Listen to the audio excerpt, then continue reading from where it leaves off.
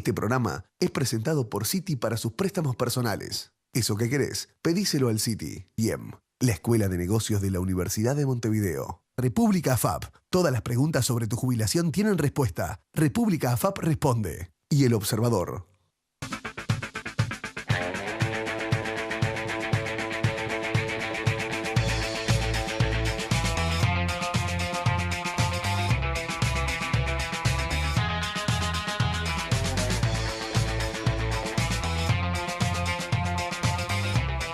¿Qué tal? Muy buenas noches, bienvenidos a un nuevo programa de Claves Económicas por NSTV.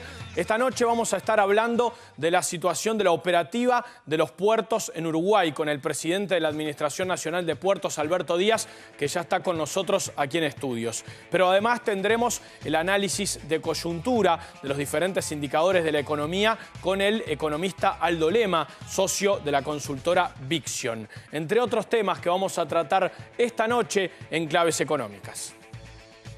Hoy en Claves Económicas, las tendencias en el mercado de trabajo, los datos de desempleo y la demanda de mano de obra. Además, la inflación que se mantiene alta, el déficit fiscal que baja pero con un gasto que aumenta con más partidas presupuestales, la cuenta corriente y el déficit comercial, el análisis de los últimos datos y las proyecciones. Hoy en Claves Económicas, el sorpresivo crecimiento de las exportaciones en junio y el resultado del primer semestre. ¿Es compatible eso con la pérdida de competitividad que se dio en los últimos tiempos?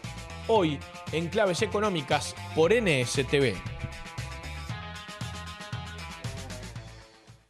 Bien, y le damos la bienvenida al presidente de la Administración Nacional de Puertos, Alberto Díaz. Buenas noches. No, la verdad, un gusto. Muchas gracias. Gracias por acompañarnos. ¿Cómo está funcionando el puerto de Montevideo? ¿Cuál es el nivel de operativa? En este momento estamos retomando los niveles, los mayores niveles que tuvimos en la historia. El mes de junio, como se comentaba recién, volvió a ser un mes récord para Montevideo en particular, ¿no?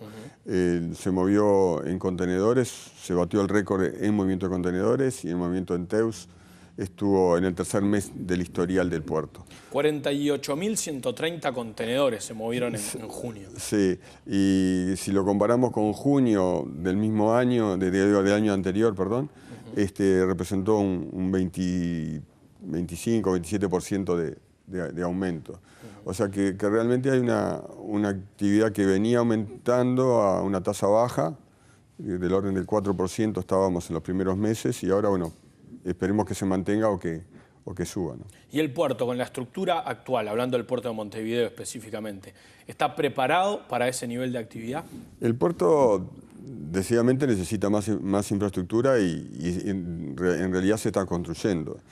En este caso se dio dos circunstancias. Uno no quiere perder la operativa actual y además tiene que poder darle una mano a la soja, que es el gran causante, vamos a decir, de la explosión de exportación.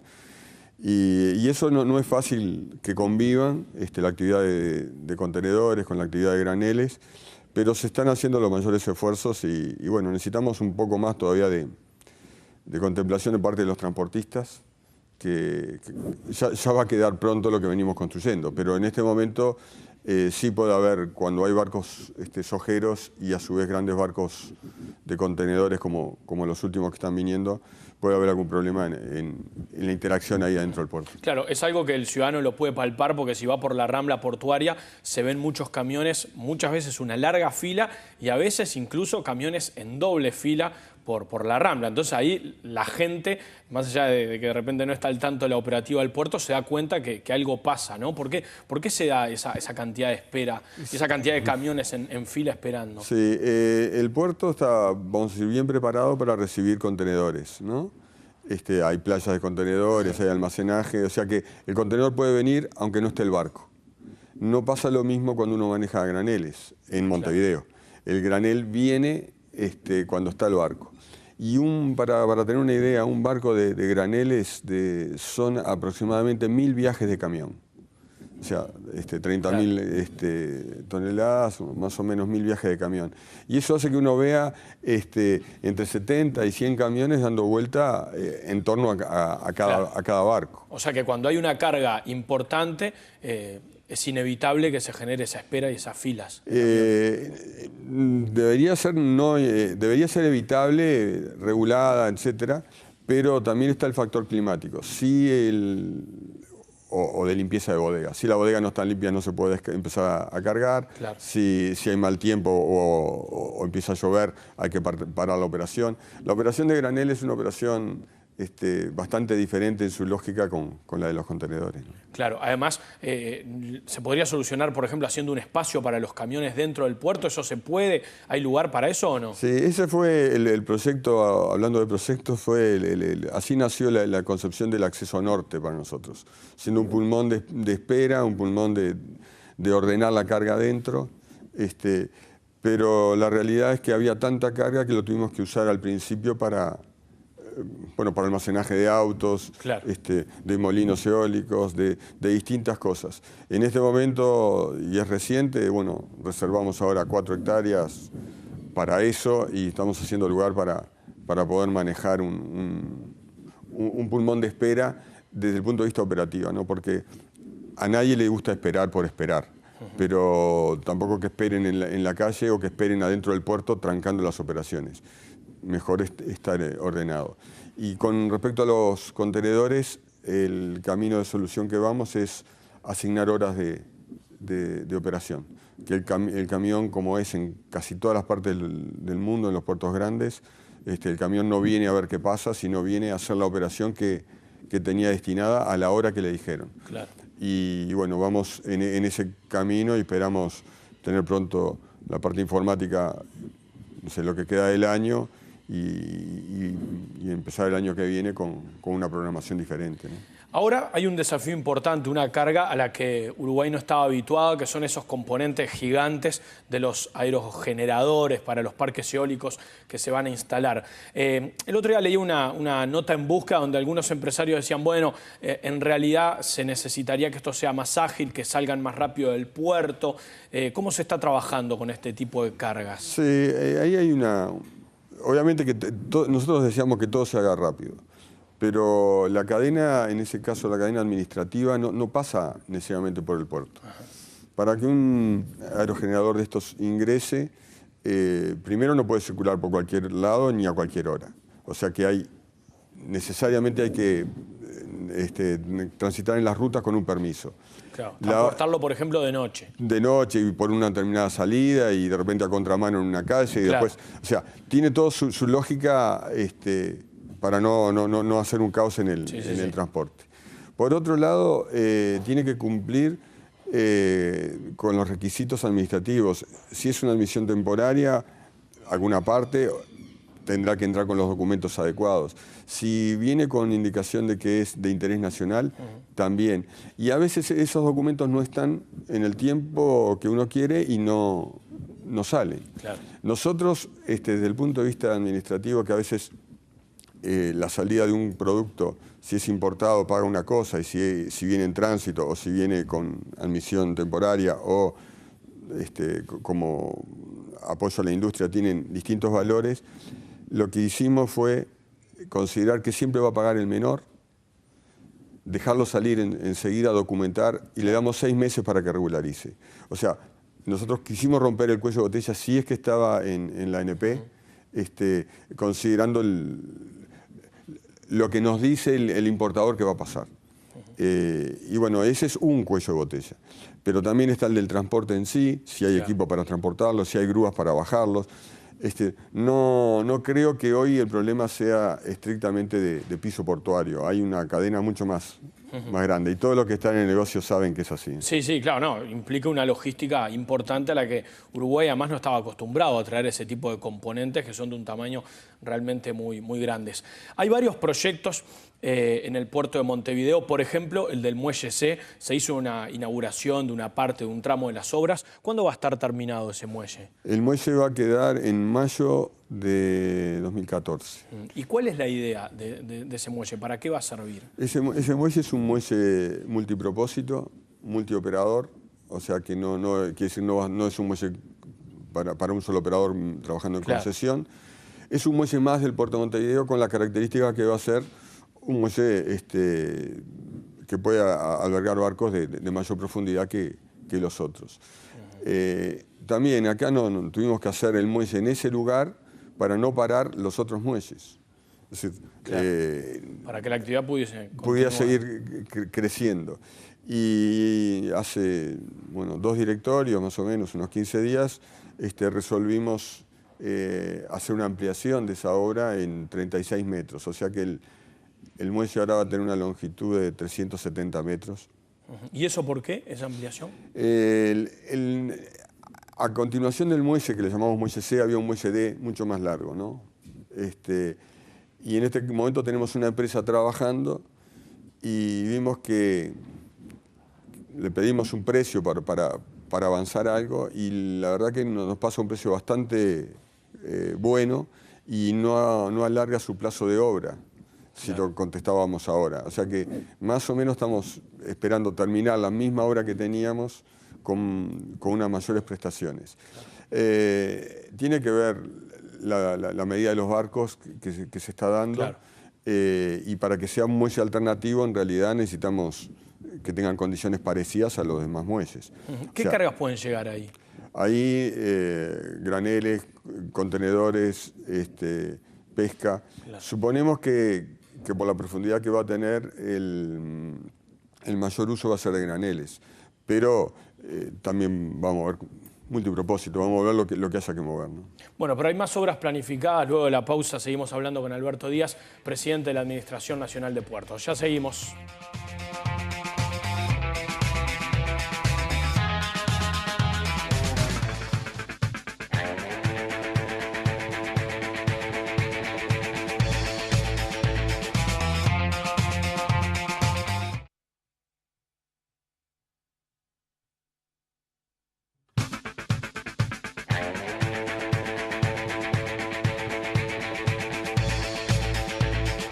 Seguimos con el presidente de la ANP, Alberto Díaz. Ya está en estudios también Aldo Lema, el economista de Vixion Consultores. Vamos a estar realizando el análisis de coyuntura en un ratito nada más en el próximo bloque. Díaz, estábamos hablando de obras importantes, hablábamos de la del Muelle C. Hay otras también en el puerto de Montevideo, se ha manejado desde hace tiempo alguna obra ahí en la zona de Capurro. Está esta especie de escollera que se va a hacer para la regasificadora. También hay obras en el puerto de Colonia. ¿Cuál es ese diagrama? Sí, en este momento en obras en marcha, así con empresas trabajando y no con proyectos. Estamos trabajando en Colonia en la refacción de uno de los muelles. Hay que ver que Colonia también está batiendo récord de pasajeros. Sí, es impresionante. Es impresionante. Sí, a veces hacia un sentido, ahora se está dando más que son uruguayos que van a Argentina, pero hay mucho turismo que viene. Y la otra obra que se está haciendo es la construcción de unas pasarelas, lo que nos va a permitir complementar la obra de la terminal, que quedó muy buena. Claro. Claro, porque ahora hay que hacer todo el trayecto y se pasa por la parte... Sí, ahora digo, sufre un poco el pasajero. Bueno, ahora va a haber un camino aéreo, todo vidriado, escaleras mecánicas, ascensores, muy moderno. Y el mecanismo de conexión de todas las mangas va a estar muy cerca del muelle, claro, lo cual nos permite circular por abajo. La verdad que va a estar bueno. Pensamos tenerlo pronto para septiembre e inaugurarlo en ese momento. ¿Se había manejado en su momento la posibilidad de que Buquebus también realizara una terminal por la zona de Capurro? ¿Ese proyecto en qué quedó? Sigue vivo. Nosotros en este momento estamos trabajando en la definición del terreno, del albio que se necesita en la parte marítima para la obra y de la identificación exactamente del predio donde se haría.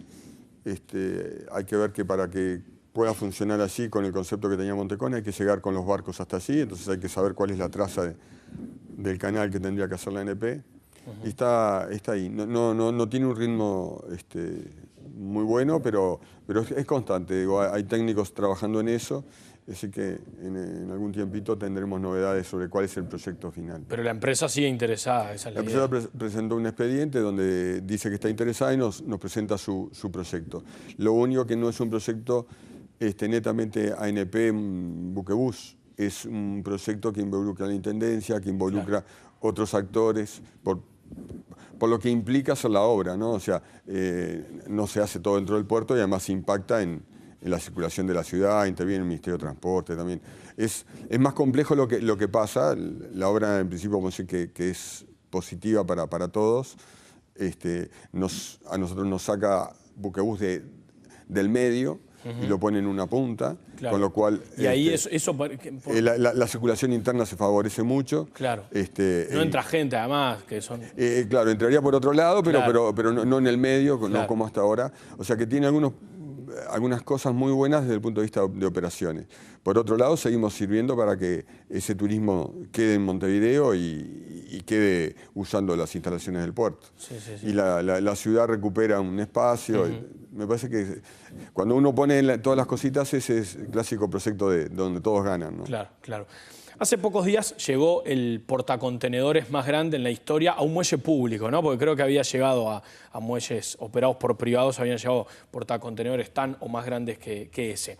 Eso obviamente puede representar una mejora en los negocios del país. Para los exportadores es muy importante que lleguen esos barcos de ese tamaño que puedan transportar tanta carga. Pero ¿cómo impacta en la operativa del puerto? Si llegaran más seguido ese tipo de barcos tan grandes. Sí, el primero es que el puerto ya estaba, vamos a decir, posicionado para recibir estos tipos de barcos con la terminal especializada, ¿no? O sea, ya había venido alguno a la terminal especializada. En el mes de junio tuvimos en realidad 6 barcos de este porte.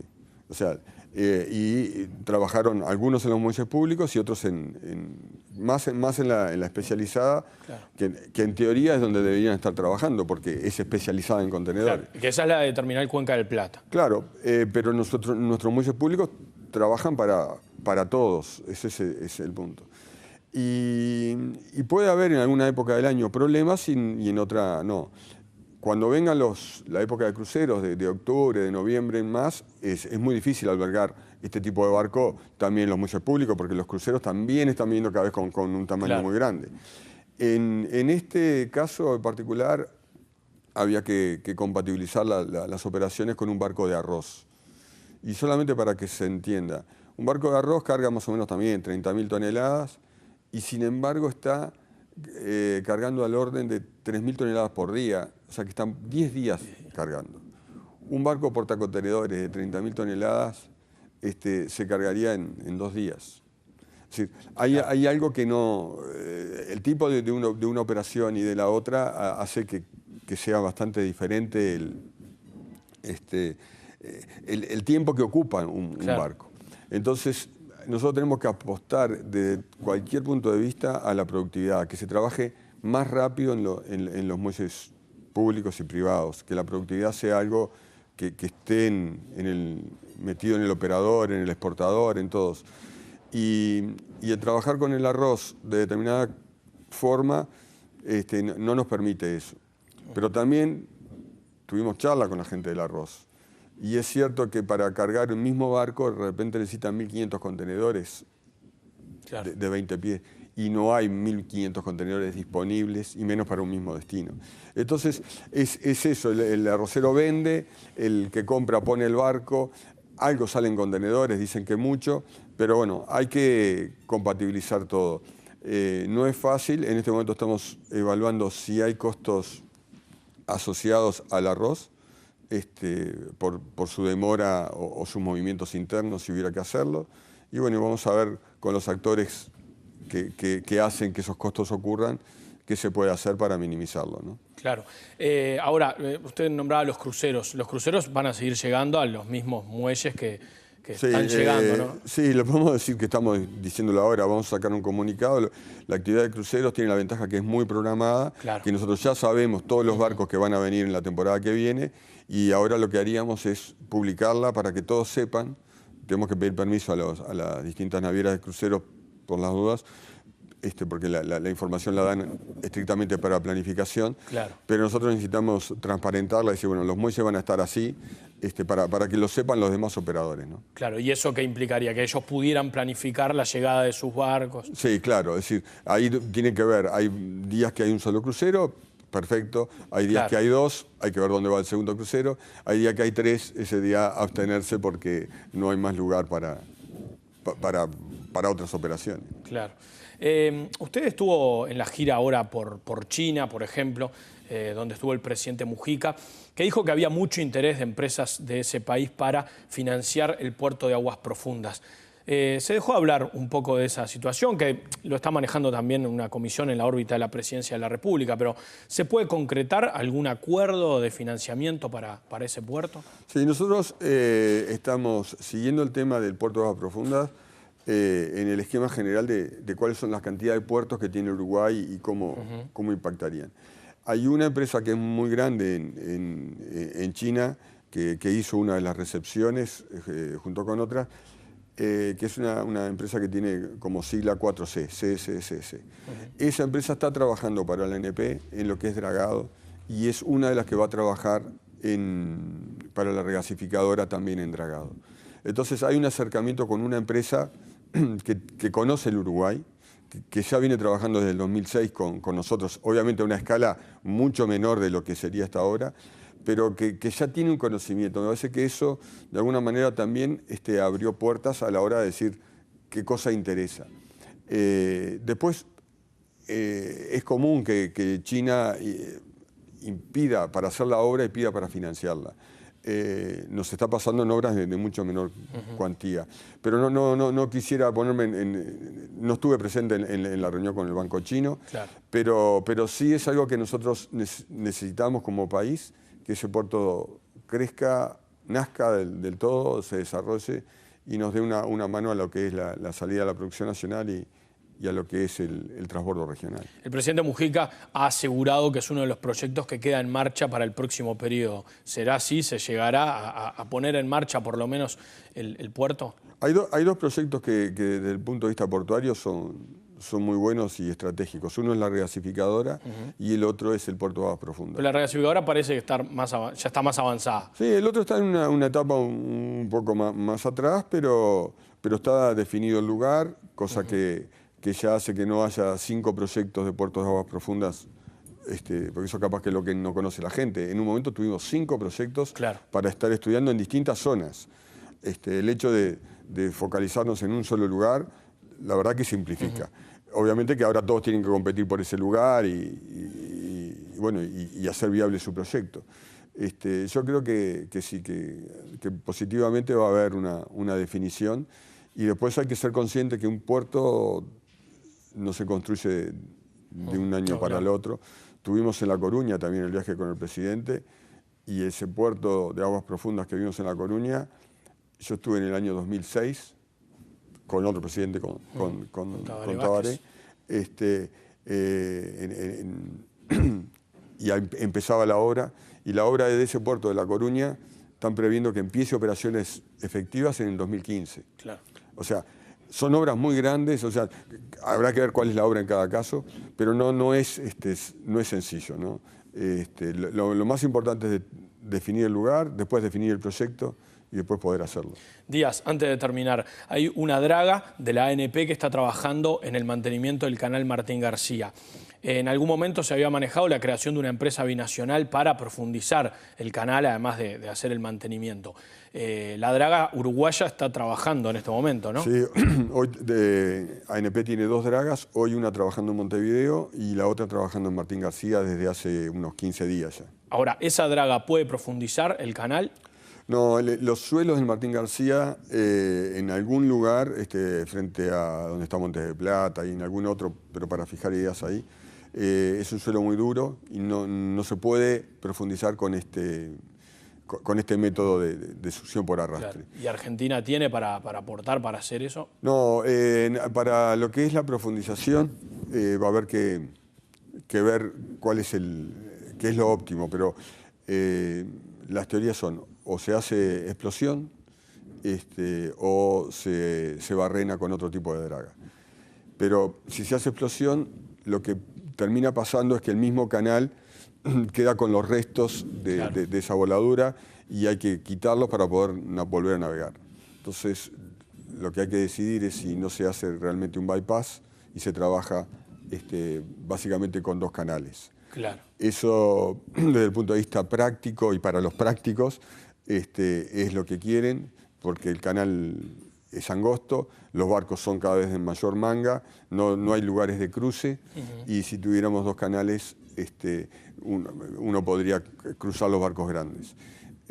Así que me parece que un adelanto es que los grupos técnicos, tanto de Argentina como de Uruguay, van a recomendar tener en algún tramo del canal Martín García una bifurcación y tener 2 pasos, donde uno sí es de terrenos blandos. Ahora, ¿se va a crear la empresa binacional o no? No, entiendo que el mecanismo para armarla es muy complejo y que en realidad la CARP ya es una empresa binacional y le encomendará a quien sea la ejecución de alguno de los trabajos. Hay trabajos que necesariamente va a haber que contratar, pero sí como forma puntual de trabajo. No como hasta ahora que claro. Haga un trabajo y quédese con el canal por 15 años. No ese es el concepto. El concepto es vamos a contratar lo que haya que hacer y bueno, y seguimos manteniendo nosotros el canal. Alberto Díaz, presidente de la ANP, muchísimas gracias por haber estado con nosotros esta noche. No, la verdad que un gusto. Gracias. Nosotros seguimos en Claves Económicas. Ya está con nosotros el economista Aldo Lema de Vixion Consultores para hacer el análisis de coyuntura, los principales indicadores de la economía. Ya venimos.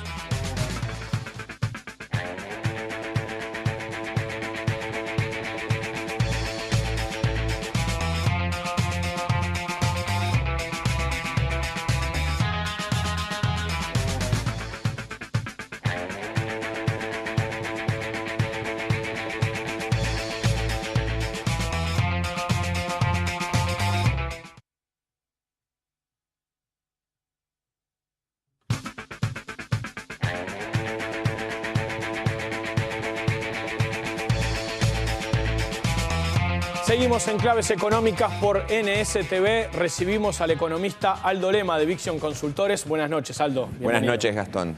Bueno, ha terminado el primer semestre del año. El gobierno presentó además la rendición de cuentas, que viene acompañada de un informe económico financiero, en donde el gobierno tiene un optimismo un poco más moderado, más allá de que sigue previendo un crecimiento alrededor del 4% este año y el año que viene. Se da cuenta o señala que se está moderando, por ejemplo, la inversión, el consumo, el empleo más estancado. ¿Coincidís con ese diagnóstico del gobierno? Bueno, en general el diagnóstico creo que está bastante en línea con lo que son las tendencias más recientes en la economía uruguaya y lo que se percibe puede ocurrir para el segundo semestre. Esto es, no han habido mayores sorpresas hasta ahora respecto a las previsiones de fines del año pasado, aun cuando evidentemente el impulso externo en la región y también fuera de la región sigue disminuyendo y en parte se ha estado volviendo, desde Argentina, por ejemplo, ya es un desimpulso significativo y desde Brasil claramente también hemos perdido dinamismo o impulso económico, fundamentalmente dada la depreciación del real y dado el menor crecimiento de la economía brasileña. Pero uno diría que en síntesis, es bastante probable, como se esperaba a fines del año pasado, que la economía uruguaya crezca este año entre 3 y 4%. El gobierno lo estima más cerca de 4%. Los analistas en general estamos más cerca de 3%. Un desempleo que efectivamente ha tendido a estancarse, ya no sigue cayendo. El empleo en particular muestra signos también de estancamiento y alguna contracción, pero dentro de todo uno esperaría que el desempleo este año esté entre 6 y 7% dentro de lo que se esperaba. La inflación ha exhibido una cierta desaceleración. En los últimos datos, más bien en la parte efectiva, la inflación subyacente algo se moderó hacia finales del año pasado, principios de este, y ahora con el alza del tipo de cambio, algún repunte ha mostrado en el último dato. Veremos qué va a suceder en los próximos, pero en términos generales uno podría decir que la inflación podría cerrar el año también en torno a 8%, y acorde a lo esperado, el cambio en la tendencia global del dólar y también en la región ha impulsado, junto con el impacto de corto plazo de las medidas adoptadas por el Banco Central, un alza en el precio del dólar. Por lo tanto, diría que los factores en general del entorno externo van a golpear, van a afectar más significativamente, pero hacia finales del año y hacia el 2014 sin lugar a dudas. Ahora, el gobierno igual prevé un crecimiento del 4% para 2014. ¿Ese es un escenario demasiado optimista? Creo que con los desarrollos recientes y las perspectivas tanto de la economía mundial, extrarregional, y de lo que también se prevé para Argentina y Brasil, el aterrizaje que ha exhibido la economía uruguaya este año, que podríamos llamarlo claramente un año de transición desde condiciones externas en la última década muy favorables a condiciones externas en el próximo quinquenio que van a ser claramente desfavorables. Ese aterrizaje es un aterrizaje que debería continuar en el 2014 y por lo tanto parece a todas luces optimista que Uruguay crezca a una tasa del orden del 4% el próximo año. Considerando, primero, la situación, como decía, del mundo, un crecimiento más cercano al 3,5% que se prevé por parte de los organismos internacionales. Segundo, un estancamiento, cuasi estancamiento de Argentina, al menos, digamos, podríamos pensar de que el crecimiento de Argentina no va a ser más allá de 1 o 2%, genuinamente las cifras efectivas. El crecimiento de Brasil sigue decepcionando y también es difícil que se esperen cifras muy distintas de 2%. Y además tenemos el resto de las variables que influyen. Los cambios de precios relativos, la devaluación del real, la depreciación que también ha exhibido el peso argentino, sobre todo mirado, digamos, a través de la cotización del dólar paralelo y que eventualmente se puede acentuar después de las elecciones.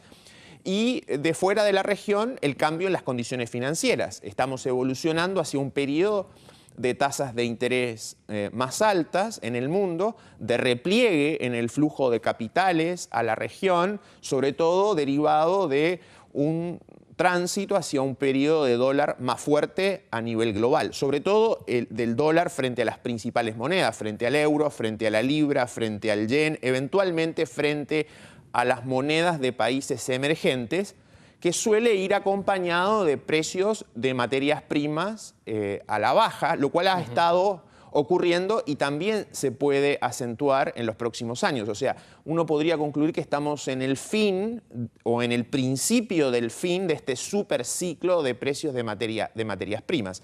Así que una cifra de 4% el próximo año de crecimiento, dado estos desarrollos, salvo que cambien para bien, lo cual hoy es un escenario poco probable, evidentemente resulta optimista a la luz de esas tendencias. Aldo, recién veíamos, mientras tú hablabas, algunas gráficas, por ejemplo, hablando del desempleo, que más o menos en mayo se ubicó en el 6,3%, bajó un poco, pero más o menos está estancado y el gobierno prevé que para los próximos tiempos suceda lo mismo, para el próximo año y para 2015 también. Tú hablabas de un escenario externo distinto, ¿no? Se habló mucho en los últimos días de los anuncios de la Reserva Federal, de una política menos expansiva por parte de Estados Unidos. Y el gobierno unos días antes había tomado una medida precisamente para restringir el ingreso de los capitales especulativos.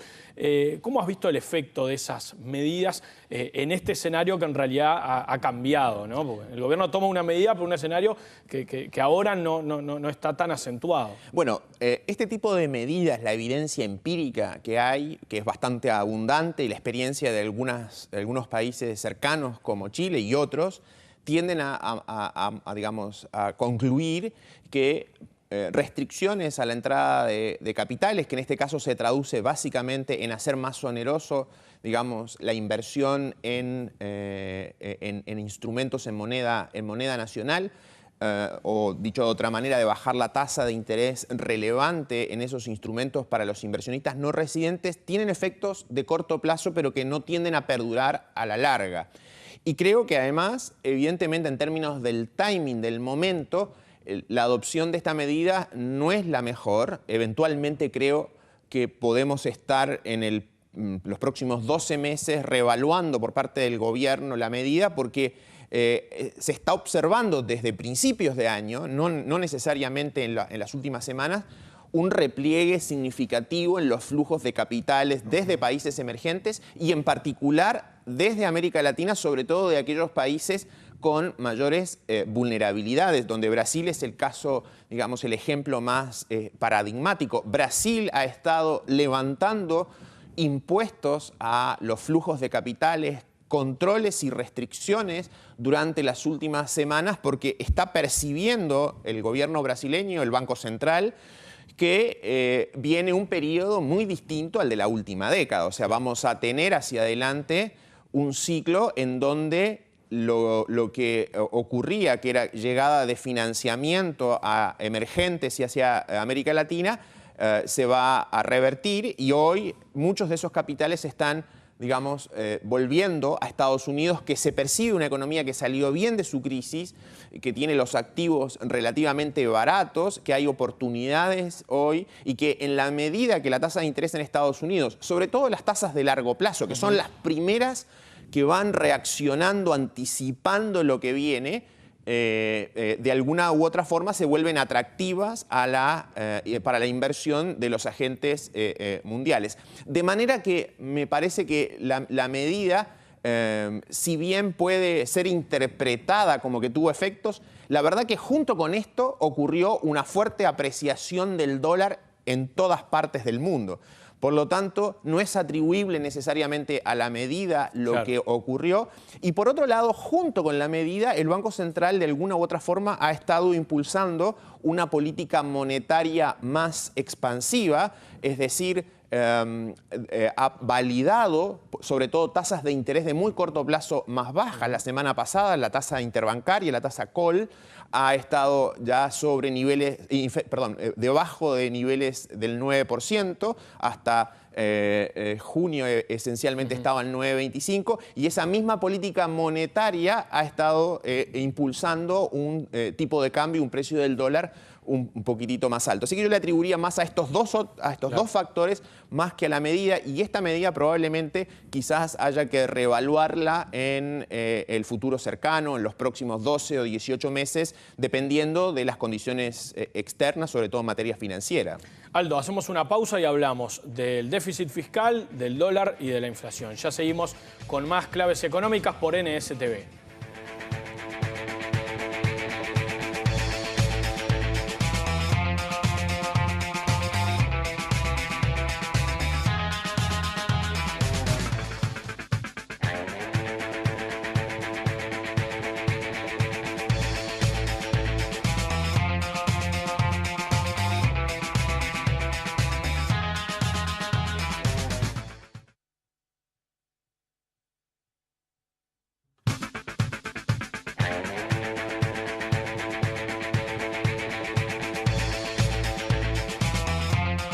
Seguimos en Claves Económicas con el economista Aldo Lema. Aldo, estamos hablando de una situación que el gobierno reconoce un contexto económico más desfavorable. ¿Cómo está preparado Uruguay para esta reversión de la situación? Por ejemplo, desde el punto de vista fiscal, el déficit fiscal estuvo en el 2% aproximadamente del PBI en los 12 meses cerrados a mayo, mejoró un poquito, pero ¿cómo es la situación? Hay desequilibrios que ha acumulado Uruguay que evidentemente le ponen o le generan ciertas restricciones y problemas para manejar un entorno más complejo. Un primer desequilibrio tiene que ver con la inflación. Eso ha comprometido la credibilidad de la política monetaria y por lo tanto hoy genera ciertas dificultades el poder tener una política monetaria contracíclica, el hecho de esa pérdida de credibilidad en el pasado. El segundo elemento es que Uruguay llega con déficit fiscal a el momento que podríamos considerar el mejor momento del boom o de la bonanza económica. Ese déficit fiscal, además en términos estructurales, el propio gobierno lo estima en 2,7%, creo que además puede ser algo por sobre esa cifra, la situación de largo plazo corregida por el ciclo. Y evidentemente ha generado la necesidad de tener una rendición de cuentas y en general un tono para la política fiscal de los próximos años bastante menos expansiva, incluso entrando derechamente a un terreno restrictivo. Por lo tanto, no hay gran capacidad ni por el lado de la política monetaria ni por el lado de la política fiscal. Este año el déficit fiscal, como se observa en el gráfico, está mejorando, pero está mejorando sobre todo por condiciones más puntuales asociadas a la buena pluviometría, el buen nivel de lluvias que tuvo el país y que le ha permitido reducir significativamente los costos de generación eléctrica y como consecuencia de eso mejorar el resultado de UTE y también en general hemos visto de otras empresas públicas un mejor desempeño. De eso además se traduce, de ese déficit fiscal, una parte del déficit en la cuenta corriente de la balanza de pagos. O sea, que Uruguay vaya a un déficit en cuenta corriente sobre 6% del producto este año tiene que ver en parte con el déficit fiscal y en parte con el boom, digamos, de inversión privada y de consumo que se ha observado en estos últimos años. Eso impone restricciones, poca capacidad para manejar el periodo que viene, que se suma a otras restricciones tradicionales. Uruguay se ha desdolarizado, pero todavía sigue siendo una economía dolarizada y por lo tanto los ajustes de precios relativos pueden tener algunos costos en el futuro. De modo que uno diría que el aterrizaje de la economía uruguaya se puede ver acentuado por algunas de estos desequilibrios acumulados en el último tiempo. Pero el aterrizaje viene siendo y será suave, ¿no? En principio, no un aterrizaje más abrupto. Creo que esa es la conclusión que en este mismo programa en el pasado sacábamos, de que teníamos un 2013 de transición con un crecimiento entre 3 y 4% y probablemente un aterrizaje un poco más fuerte el 2014 y después va a depender fundamentalmente de la velocidad con que cambien las condiciones tanto fuera de la región como en la región.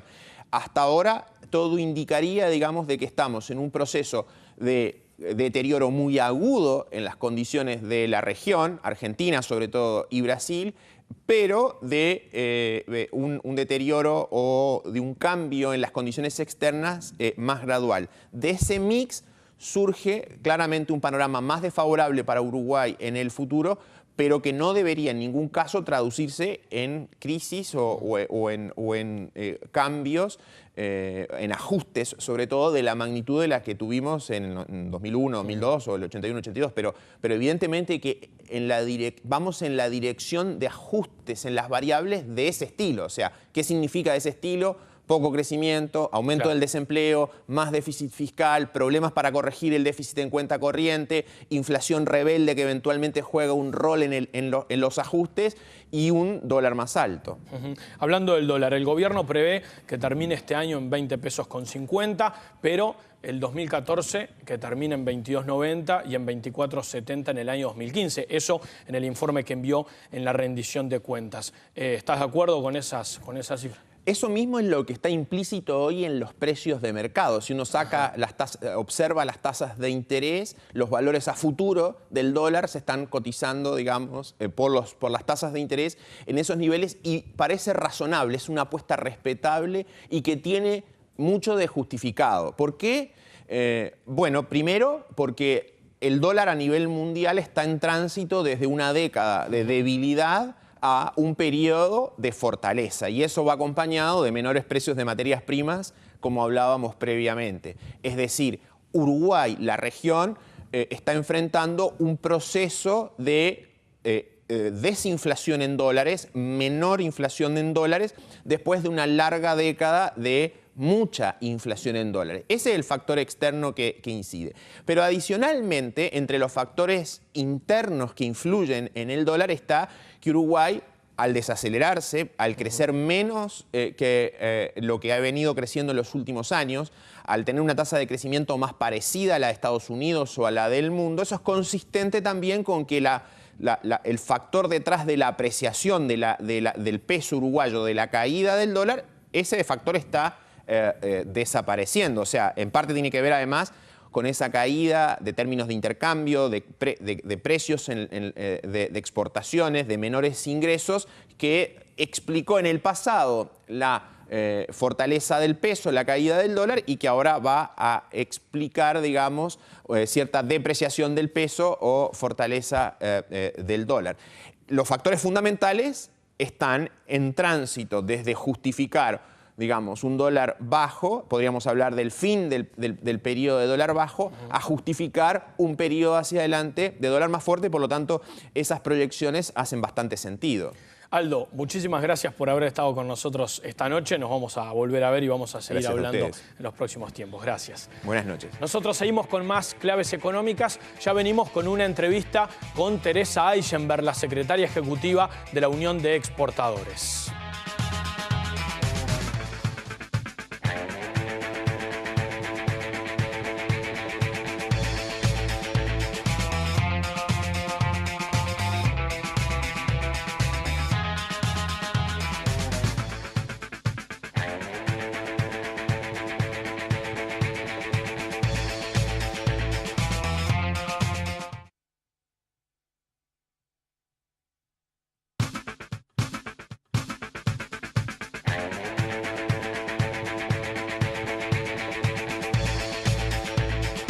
En Claves Económicas por NSTV. Rodrigo Cambón, ¿cómo andás?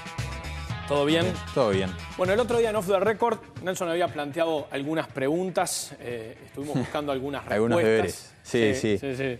Por ejemplo, de un proyecto inmobiliario, portuario también, de un puerto de yates que hay en el puerto del puerto buceo. buceo mismo. Sí, hay un empresario de la comunicación, decía Nelson el otro día, que en realidad es Pablo Lecueder, el propietario de Océano FM. También está el Yacht Club por ahí, por un proyecto que hay para construir en esa zona que taparía la vista, por ejemplo, de esos lugares. Claro, ¿no? esa sería como la queja que tiene Lecueder con respecto a dónde está ubicado el estudio de Océano. Claro, pues el proyecto es sobre el lado de la Rambla, sobre el lado de la costa. Es sobre el lado del yacht, donde Claro. está el Yacht Club. Sin duda, el puerto de buceo es una zona como que tiene un boom inmobiliario en este momento. Bueno, muchos edificios de oficina, muchos edificios para vivienda, centros comerciales. Y bueno, un poco lo que destacan los empresarios inmobiliarios en la zona es que tener un puerto de yates en una zona de oficinas es como un plus para incentivar el desarrollo. Ahora, hay un proyecto que es el de Carlos Ott, que se llama Forum, que se va a realizar, que ya está aprobado y que Ese terreno está vacío y se construiría ahí. se va a construir ahí. Eso ya está. Ahora, ¿este otro de quién es? El grupo Eurnequian, o sea, liderado por el empresario argentino Eurnequian, que fue un aeropuerto de poco del Carrasco. aeropuerto de Carrasco, lo que pretende es, bueno, desarrollar este puerto de yates, que ya está, o sea, el puerto con fines más recreativos que tiene Claro. el puertito de buceo, ¿Y qué más? ampliarlo y, bueno, y construir edificios con fines de oficinas, comerciales y un hotel. Un poco para generar como un paseo más turístico en la costa montevideana, ¿no? Claro, pero taparía la Rambla. Sí, los edificios en realidad son bajos. Taparía El la- proyecto taparía la inicial que vista, se digo. presentó el año pasado son edificios de no mucha altura, 5 o 6 pisos, que tampoco generarían un muro frente al mar, ¿no? Que un poco es lo que se tiene miedo. Pero bueno, un poco la idea es utilizar ese espacio para generar un centro como turístico y comercial. Bueno, vamos a ir viendo si eso finalmente se aprueba. Sí, o hay no. que ver cuáles son los pasos, ¿no? Hay muchas habilitaciones y bueno, hay un camino largo. por Todavía supuesto. no está aprobado, lo vamos a ir viendo más adelante a ver qué pasa. También íbamos a hablar de las tendencias en las exportaciones. La venta de productos uruguayos al exterior creció un 16,4% en el mes de junio, tuvo un crecimiento muy importante. Y, Con respecto a junio del año pasado, claro, ¿no? respecto a junio del año pasado, y hay que ver si esa tendencia se va a mantener o no. ¿Qué opinan los empresarios? Claro, y es importante identificar por qué aumentó, por qué se dio ese aumento. Entonces nosotros estuvimos con Teresa Eisenberg, que es la secretaria ejecutiva de la Unión de Exportadores, un poco para que nos explicara por qué se dio esta tendencia de crecimiento cuando en algunos sectores en realidad las exportaciones han bajado, qué fue lo que contrarrestó y llevó a que en general, ¿no?, el total de las exportaciones haya aumentado en junio con respecto a junio del año pasado. Lo vemos. Evidentemente hemos tenido un aumento, si comparamos junio de este año con junio del año pasado, del 16,4%. Y si comparamos el semestre enero-junio, tenemos un aumento del 6% con respecto al mismo semestre del año pasado. Y esto está liderado por la soja, luego le sigue la carne y después la madera y el arroz. Principalmente a mercados, y hemos conquistado algunos mercados con la soja que son diferentes a los que veníamos transitando. Y por ejemplo, es Holanda, que generalmente le exportábamos cítricos a Holanda, ahora también estamos exportándole soja. O sea, se ha ampliado el espectro y el abanico de mercados para la soja. Y con respecto a los demás sectores también, siempre estamos, por ejemplo, en la carne conquistamos China, que no es poca cosa. Y sí bajamos en otros mercados a donde iba la carne, porque no podemos producir tanta cantidad de carne solo para China. Bien, acá daba un poco la explicación de lo que había sido este crecimiento en el mes de junio, pero hay que ver si la tendencia se mantiene. Bueno, lo que destaca el informe, por ejemplo, de Uruguay 21 para el primer semestre, o sea, que presentó ahora en junio y que hace un estudio de las exportaciones en junio y en el primer semestre del 2013, ¿no? En el primer semestre de 2013, el aumento de las exportaciones con respecto al primer semestre del 2012 es de un 6,4%. También se destaca el aumento en la soja. Por ejemplo, en la soja, el total de las exportaciones en este primer semestre del 2013 fueron de 4.600 millones de dólares, en el cual la soja representa 1.100 millones de dólares. O sea, es un porcentaje importante de la soja en el total de las exportaciones. La soja en este primer semestre, con respecto al primer semestre del año pasado, aumentaron un 62,3% las exportaciones. O sea, el aumento de la soja es pujante y un poco como que lleva el porcentaje general de las exportaciones en aumento, ¿no? Vamos a ver qué dice Teresa Eisenberg, si este puede ser otro año de récord de ventas de productos uruguayos al exterior. Hasta ahora el aumento de las exportaciones ha venido siendo errático. Quiere decir que unos meses son buenos, otros menos buenos, perdón. Y ahora tenemos 2 meses buenos, de abril, mayo y junio. Y esos meses no podemos decir que son una tendencia. Pero imaginándonos, ¿no?, uno es positivo, que esos 2 meses se repitan durante los próximos 6 meses, podemos llegar a decir que vamos a tener un récord de exportaciones. Sí, alguna coyuntura internacional, la baja de los precios de los commodities, puede pasar que la crisis europea se profundice, puede pasar que Estados Unidos no se reacomode. Bueno, todo eso impacta. En el mejor de los mundos, si esa tendencia de estos 2 meses que mencionábamos se repite hasta fin de año, tendríamos un récord de exportaciones. Siempre puede pasar eso que mencionábamos, que puede hacer que se resienta un poco la exportación.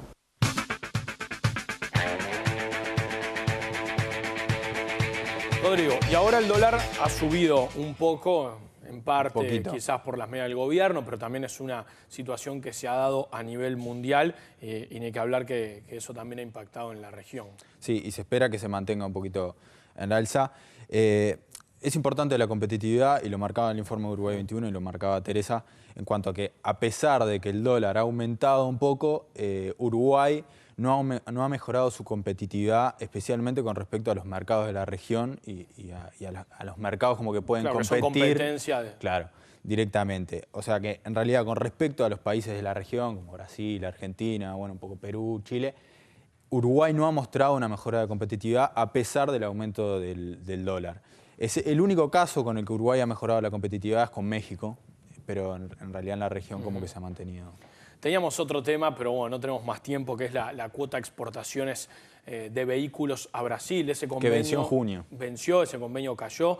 Vamos a estar hablando de eso en otra edición de Claves Económicas o en Off the Record, porque bueno, se nos terminó el tiempo. Rodrigo, muchas gracias. Gracias. Nosotros seguimos con más NSTV, se quedan en la programación, ahora viene Telemundo. Recuerden que además durante toda la semana a las 9 de la noche hay un programa periodístico en NSTV, mañana Off the Record, pasado tenemos A las pruebas me remito y los viernes Lo que pasó, pasó. Que pasen muy bien, nos seguimos viendo.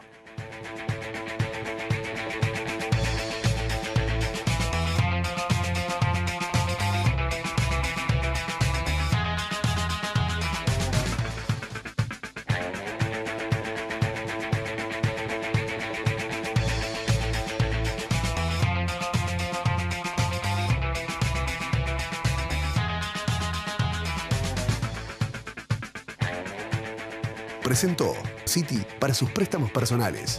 República AFAP. Todas las preguntas sobre tu jubilación tienen respuesta. República AFAP responde. Y El Observador.